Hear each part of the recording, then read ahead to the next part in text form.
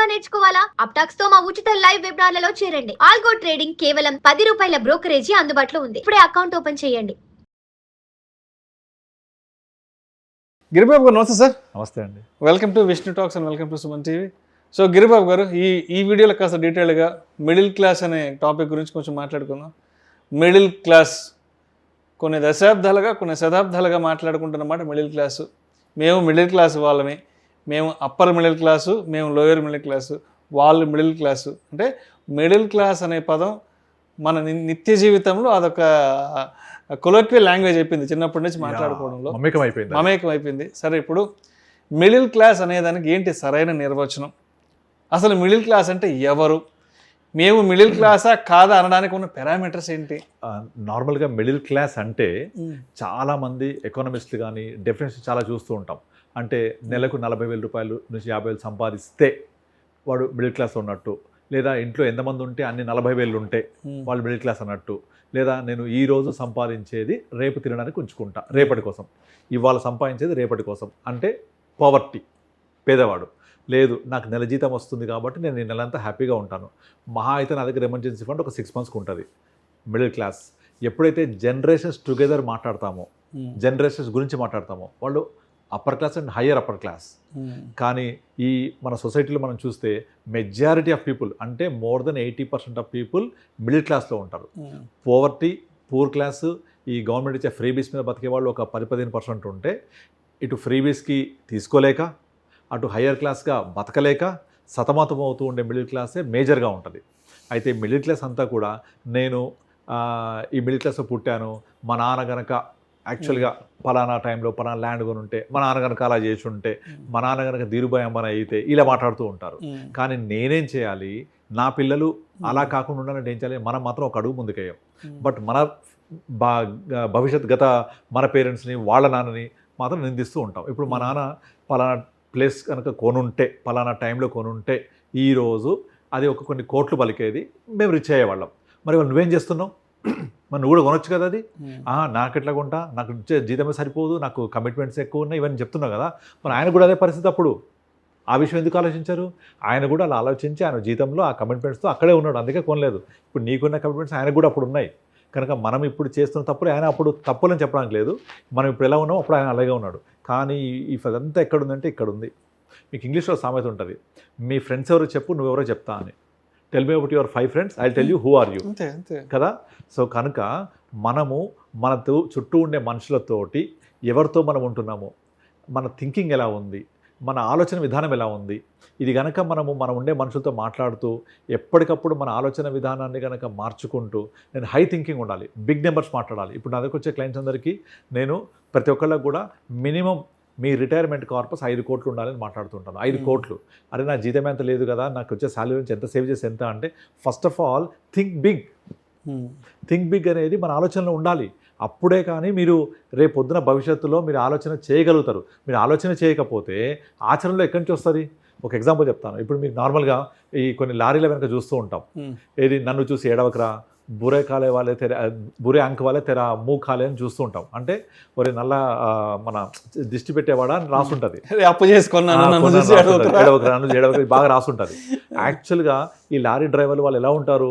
నేను లారీ కొనుక్కొని బాగుపడుతుంటే చుట్టూ వాళ్ళు ఏడుస్తున్నారు, నేను లారీ కొని నడుపుకొని మంచిగా సంపాదించిన ఏడుస్తున్నారు ఫీల్ అవుతుంటారు. ఎవడైనా ఒక్కడైనా లారీ కొని నడుపుకుంటే అదొక మంచి జీవితము, అబ్బాయి ఆయన సుఖపడిపోతున్నాడు ఎవరైనా ఫీల్ అవుతాడా?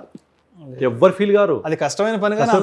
తెలుసు వరకు. కానీ వాళ్ళు ఏమనుకుంటారంటే నేను లారీ కొనుక్కొని బాగుపడితే అందరు చూసి అసూయ చెందుతున్నారని, నన్ను చూసి ఏడవకరని రాస్తూ ఉంటారు. నిజంగా కనుక రిచ్ అనేది ఎవరి దగ్గర ఉంటుంది? లారీ డ్రైవర్ కాదు.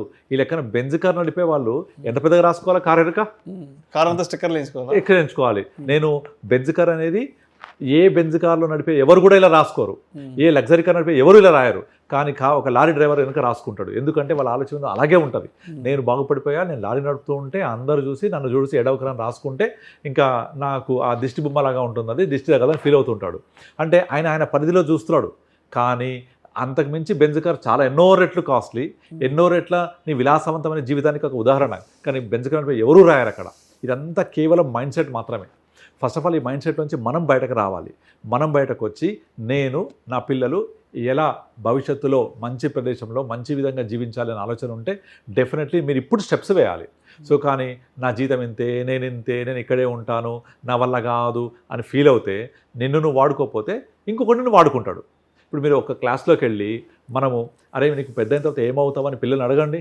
నేను ఐటీ జాబ్ చేస్తా, డాక్టర్ అవుతా, ఇంజనీర్ అవుతా, అమెరికా పోతా, ఐటీఎం సాఫ్ట్వేర్ ఎంప్లాయ్ అవుతా, ఇదే మాట్లాడతా తప్ప ఒక్కరు కూడా నేను వ్యాపారం చేస్తా, వ్యాపారవేత్తన అవుతా, వ్యాపారం చేసి 10 మందికి ఉద్యోగం ఇస్తా అని ఒక్కడు మాట్లాడు. నేను ఒక రాజకీయవేత్తన అవుతా అది కూడా చెప్పరు. అంత నెక్స్ట్ లెవెల్ ఎవరు చెప్పరు. అసలు రాజకీయవేత్త పక్కన పెట్టేయండి, అట్లీస్ట్ వ్యాపారం అనేది మన చుట్టూ చేసేవాళ్ళు కనబడుతూ ఉంటారు కదా. అంటే మా అబ్బాయి వ్యాపారం అనే ఒక ఆలోచన విధానం రాకపోతే వాడికి భవిష్యత్తులో అది ఉండదు. ఈ వ్యాపారం చేయాలి, వ్యాపారాల్లో ఇన్ని అవకాశాలు ఉంటాయి, ఇలా చేయాలని ఎవరు ఇవ్వాలి మనకు? ఫస్ట్ తల్లి ఒడి తండ్రి బడి, ఈ రెండే తొలి గురువులు కదా, ఇద్దరు తల్లిదండ్రి. మరి వాళ్ళ దగ్గర నుంచి ఆలోచన వస్తే మన అబ్బాయికి కూడా నేను కూడా ఇప్పుడు మీకు నార్మల్గా సొసైటీలో రిచ్ పీపుల్ అంటే ఎవరు ఉంటారు? బిజినెస్ పీపులా, ఎంప్లాయీ పీపులా? రిచ్ బిజినెస్ పీపుల్ ఉంటారు. ఆబ్వియస్లీ బిజినెస్ అనేది ఎంప్లాయ్మెంట్ జనరేట్ చేసే ఒక అవకాశం. అది నువ్వు 10 మందికి ఉద్యోగాలు ఇస్తున్నావు. ఎంప్లాయర్ ఆల్వేస్ ఒక ఎంప్లాయర్ రిచ్ ఉంటాడు, బిజినెస్ పీపుల్ రిచ్ ఉంటారు. కానీ ఎంప్లాయీగా ఉండి ఉద్యోగం చేస్తూ రిచ్ అయిన వాళ్ళని మీరు వేళ్ల మీద లెక్క పెట్టచ్చు. అంటే ఇట్స్ వెరీ క్లియర్ దట్ వ్యాపారం చేసి వ్యాపారవేత్తలుగా ఉండి వ్యాపారంలో ఉంటేనే నువ్వు డెఫినెట్లీ రిచ్ అవ్వడానికి నీ యొక్క ఇప్పటి స్థితిగతులు మార్చుకోవడానికి అవకాశం ఉంటుంది. కానీ ఎంతమంది ఆ విధంగా ఆలోచన చేస్తారు? ఫస్ట్ వ్యాపారం అనగానే లాస్ అయిపోతాం, నాకు తెలియదు ఏం చేయాలో, ఎట్లా చేయాలో తెలియదు, డబ్బులు ఉండవు, మళ్ళీ లాస్ అయిపోతే ఇబ్బంది అయింది, కానీ నాకేమొద్దు, నేను ఉద్యోగం చేస్తా, హ్యాపీగా కడుపులో చల్లగదలకుండా నాకు వచ్చే నెల జీతంతో బతికేస్తా. నీ మైండ్ సెట్ అని ఉంది అక్కడ, ఉద్యోగం చేసే మైండ్ సెట్ అది. నువ్వు అలాగే ఉంటావు, నీ మిడిల్ క్లాస్ అలాగే ఉంటుంది. అలా కాకుండా నేను ఇప్పుడు నెలకు ఒక ₹1,00,000 సేవ్ చేస్తా, అలా ₹1,00,000 సేవ్ చేసి ఒక 10 years సేవ్ చేస్తే, మీరు కనుక ఒక 10 years పాటు ₹1,00,000 సేవ్ చేస్తే 10th year తర్వాత మినిమం అంటే మినిమం 2 tax అంటే per month double the money what you saved. ఆ అమౌంట్ మినిమం SWP తీసుకొని లైఫ్ లాంగ్ బతికేయచ్చు. అలా 2 lakhs తీసుకుంటూ పోతే ఎప్పటికీ నీ కార్పస్ తరగదు. ఇది సింపుల్గా మనకు మ్యాథమెటిక్స్గా కనపడే ఒక లెక్కలు. కనుక దాన్ని అచీవ్ చేయాలి. నాకు ఒక ఆర్థిక స్వేచ్ఛ కావాలి, ఆర్థిక భద్రత కావాలి. రిటైర్ అయిన తర్వాత 10 ఏళ్ల తర్వాత నాకు ఇంత కావాలి, 15 ఏళ్ల తర్వాత ఇంత కావాలని కనీసం ఒక అడుగు ముందుకేసి ఆలోచన చేస్తే డెఫినెట్లీ మనం ముందుకెళ్ళొచ్చు. అలా చేయకుండా మనం ఏం చేస్తాము? రిచ్ పీపుల్ నిందిస్తూ ఉంటాం. రిచ్ పీపుల్ అంటే ఏదో తప్పులు చేస్తారు, రిచ్ పీపుల్ అంటే వాళ్ళు కింద మీద చేసి తిమ్మిని బమ్మి చేసి మోసాలు చేసి పైకి వచ్చారు అని చెప్పి ఒక ఫీలింగ్ ఉంటుంది. ఎందుకంటే నేను చేయట్లే కదా అది, కనుక నేను ఉన్నాను, ఇక్కడే ఉంటాను. అదేంటో అంటే ఇప్పుడు ఒక అంబానీ గురించో, ఒక అదానీ గురించో, ఒక టాటా గురించో, బిర్లా గురించో మాట్లాడుకుంటే వెంటనే చాలా తప్పుగా మాట్లాడేస్తారు. ఎందుకంటే వాళ్ళు ఏదో దేశాన్ని కొల్లగొట్టి కోటీశ్వర్లు అయ్యారు, ఇంకోటి చేసి అవినీతి చేసి అన్యాయం చేశారని. కానీ వాళ్ళు ఎంత కష్టపడితే ఈరోజు ఆ స్థాయికి వచ్చారు, ఎంత కష్టపడితే ఇవాళ కొన్ని లక్షల మందికి, వేల మందికి ఎంప్లాయ్మెంట్ ఇస్తున్నారు అన్నది ఎవరు మాట్లాడరు. అదేంటో ఒక ధనవంతుని కోటీశ్వరుని చూడగా నాకు ఫస్ట్ అసూయ కలుగుతుంది. అవును, ఎందుకు అంటే నేను ఏం చేయలేదో, ఏం చేయలేకపోతున్నానో దాన్ని ఎవరైతే చేసి సాధించారో వాళ్ళంటే అసూయే. ఎందుకంటే వాడు చేశాడు అంటే అమ్మ నేను చేయలేదు కదా, అయితే వాడు చేసిన దానికి ఏదో అక్రమ మార్గంలో దొడ్డిదారిలో ఏదో తిమ్మిని పంపి చేసి అదో పలానా రాజకీయవేత్తను పట్టుకుని ఏదో చేశాడనే ఫీలింగ్ ఉంటుంది మనకు. నేను చేయలేను కదా, కనుక ఇతరులను నిందించడమే నేను ఈజీగా చేయగలను. కానీ వాడికి ఆ తెలివి అన్నా ఉంది, మనకు అది కూడా లేదే. ఎగ్జాక్ట్, వాడికి తిమ్మిని పంపి చేసి తెలివి ఉంది, మనకు ఆ తెలివి కూడా చావలేదు. రైట్ చెప్పిండ్రు. నార్మల్గా నేను ఏం చేయలేకపోతే ఎదురు చేసిన నిందించడం తప్ప ఇంకేం చేయలేను. ఎందుకంటే నేను ఏం చేయగలను? నిందించగలను. అది వెరీ ఈజీ కదా, పక్కడి గురించి మాట్లాడము ఖర్చు లేని పని. అలా చేస్తూ నాకు నేను ఫీల్ అవుతూ ఇక్కడ ఉండిపోతా తప్ప దీన్ని జయించాలి అంటే నేనేం చేయాలి? ఫస్ట్ నాకు వచ్చే జీతం ఎంత, నాకు ఇంతే జీతం అనుకోవడం కాదు. Create your own 25th hour, create your own business thought process. ఈ రోజుల్లో యూట్యూబ్ ఉంది, సోషల్ మీడియా ఉంది. ఇలాంటి అవకాశాలను పట్టుకొని మీకు ఏం టాలెంట్ ఉందో దాన్ని డిస్ప్లే చేయండి. ఇప్పుడు మనము గంగవ్వ అని ఒక ఆమె చూసాం. ఆమె ఏమీ లేదు, నార్మల్ ఒక చిన్న పూరి గుడ్స్ ఉండేది, బట్ తన టాలెంట్ తోటి వాళ్ళ మనవాడు యూట్యూబ్లో పెట్టాడు. అది చూసి నాగార్జున దాకా వెళ్ళింది, ఆమె బిగ్ బాస్లోకి వచ్చింది, ఇప్పుడు ఒక సెలబ్రిటీ అయిపోయింది. సో ఆమె చేసింది ఏమీ లేదు, అక్కడ ఉన్న టాలెంట్ని చూపించింది ఆమె. అలాగే వంటలు వండుతుంది ఒక ముస్లామిడ ఒక ఆమె తమిళనాడులో, ఆమె సెలబ్రిటీ. ఇప్పుడు తర్వాత వంటలు వండి భోజనం చేసి కూర్చొని తింటూ ఉంటాడు ఆయన. ఒక ఆయన మై విలేజ్ అనేది ఉంటుంది ఒకటి. సో ఇట్లా వీళ్ళందరూ కూడా వాళ్లకు తెలిసిన, వాళ్ళకు వచ్చిన ఒక విద్యని ప్రదర్శిస్తూ డబ్బు గడుస్తుంది. జస్ట్ చూపించారు, దట్స్ ఆల్. ఇది ఎక్కడుంది? మైండ్ సెట్లో ఉంది. ప్రతి ఒక్క మనిషికి ఒక టాలెంట్ ఉంటుంది. ఫస్ట్ ఆ టాలెంట్ ఏంటో గుర్తించి నాకు నేనుగా బయటకు రావాలనే మైండ్ సెట్ మార్చుకుంటే డెఫినెట్లీ మీరు బయటకు రావచ్చు. అంతేగాని ఒక లారీ డ్రైవర్ లాగా నేను లారీ కొనుక్కొని బాగుపడిపోతే అందరూ చూసి ఏడుస్తున్నానని ఫీల్ అవుతాయి, నువ్వు అక్కడే ఉంటావు. ఈ లెక్కన బెంచ్ కారు వాళ్ళందరూ బాగుపడ్డట్టే కదా, వాడు మంచిగా లగ్జరీ కారు వాళ్ళందరూ ఎందుకు రాసుకోరు అంటే మైండ్ సెట్లో లేదు అది వాళ్ళకు. సో అది మనం ఎప్పుడైతే ఆ ఆలోచన చేస్తామో మన ఉండే చుట్టుపక్కల ఉండే మనుషులు, మన ఫ్రెండ్ సర్కిల్, మనం ఆలోచించే విధానం ఇవన్నీ కూడా ప్రతిబింబిస్తూ ఉంటాయి. ఇంకొకటి, ఇప్పుడు మామూలుగా మనం ఒక పెద్ద సీఎం ఇంటి పక్కన ఉంటే మనం సీఎం అవుతామా అంటే కాము, కానీ మన ఆలోచన విధానం మారిపోతుంది. నేను ఒక ఎగ్జాంపుల్ చెప్తాను. మాకు తెలిసిన ఒకతను డ్రైవర్, అతను యాక్చువల్గా అతను 30 సంవత్సరాల నుంచి డ్రైవింగ్ చేస్తూ డ్రైవింగ్ కమ్యూనిటీలో ఉంటూ అలాగే ఆలోచనలు చేస్తూ అక్కడే ఉన్నాడు, వాళ్ళ పిల్లలందరూ అక్కడే ఉన్నాడు.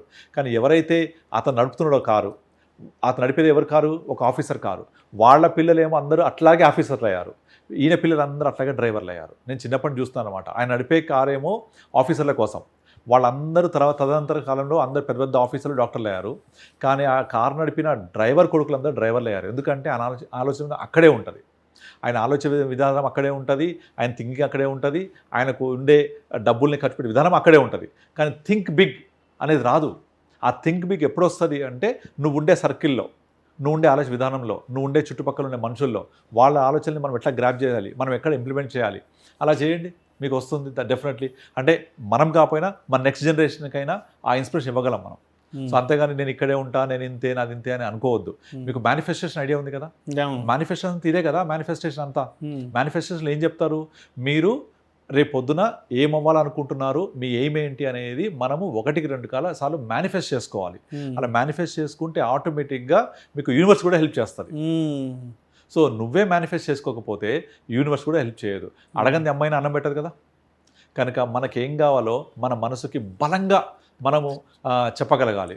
అందుకే ఒక త్రివిక్రమ్ డైలాగ్ ఉంటుంది, భయపడ్డంలోనే పడిపోవడం ఉంటుంది, భయపడడం పడిపోవడం ఉంటుంది. అదే ధైర్యంగా ఉంటే క్యాన్సర్ని కూడా జయించవచ్చు నువ్వు. కానీ భయపడితే అల్సర్ కూడా చంపేస్తుంది నిన్ను. అల్సర్ చంపదు, చిన్న జబ్బు అది. కానీ నువ్వు భయపడుతూ ఉంటే అల్సర్ కూడా చంపేస్తుంది. నువ్వు ధైర్యంగా ఉంటే క్యాన్సర్ని కూడా జయించవచ్చు. ఒక ఎగ్జాంపుల్ చెప్తాను. మా mother cervical carcinoma cancer patient since 1999.